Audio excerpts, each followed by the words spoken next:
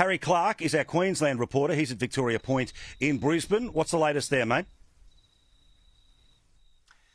G'day, Paul. Well, as Jono was saying, it's all pretty unpredictable when this thing is actually going to start in earnest. It's been coming and going, the rain and the wind all day. Every time you think it's just about to set in, it clears out again and blue skies poking through. But there's just a bit of a drizzle here now, and you would think by the time we're waking up in the morning, there's going to be some pretty consistent rain, getting heavier and heavier as the hours go by, and Tropical Cyclone Alfred gets closer and closer to crossing the coast. The big concern here on these bayside suburbs, there's plenty of low country, a lot of low-lying homes right up on the water's edge. So unlike the Gold Coast where you've got this beachfront and then up onto the glitter strip, here there's actually waterfront homes right down on the shoreline and plenty of canal residential dwellings as well. So what they're calling the astronomical tide, that's the highest tide expected in a year.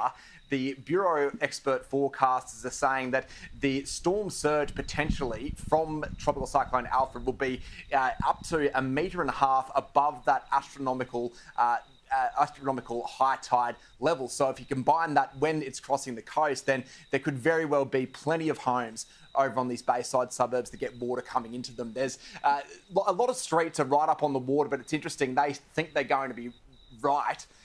They're up above, rock embankments and that kind of thing, but they're not taking any chances, even though they think it's not going to come over it in certain areas. They've got, sandbags up and they've cleared the debris from their homes, but it is just a wait and see. There hasn't been a major cyclone here since the 70s, in the 50s in the case of the Gold Coast, and a lot of people weren't alive then, so it's just going to be a matter of waiting and seeing what happens when the storm comes in early Saturday morning.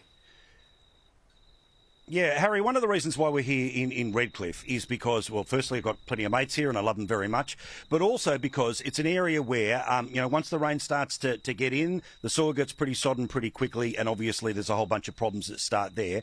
Let's be quite specific for people who live in Brisbane. Do we have any sense of areas of concern? Feel free to name suburbs. I know it's a national show, but give us an idea for those people who may have family or friends or have visited this wonderful part of the world. What are, apart from those bayside areas, what are some of the suburbs people need to be particularly vigilant in? Well, when you come to inland Brisbane proper, the suburbs of concern are going to be, a lot of those have experienced water through them before, back in 2011, the floods, and also 2022. So places like Nudgee Beach, Rockley, Ashgrove, Milton, Rosalie, Toowong, over Yeronga-Pilly, those areas, that Riverina flooding area that the residents are familiar with, they're the ones to watch out for. But it is a bit unpredictable how it's going to behave, where the actual rain falls.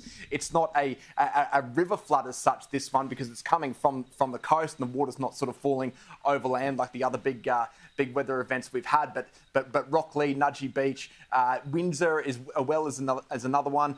Those inner western suburbs, parts of Auchenflower, Rosalie Village is pretty much the lowest street in Brisbane. So those you would expect would be the first ones to go under.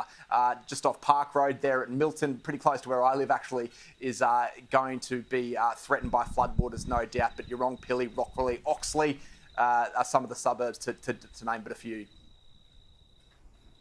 Good on you, boys. Thank you very much again. Have your rest, because we've got plenty ahead of us in the next couple of days. Of course, as soon as the sun rises, they'll be here with First Edition with Pete in the morning all the way through to us tomorrow night.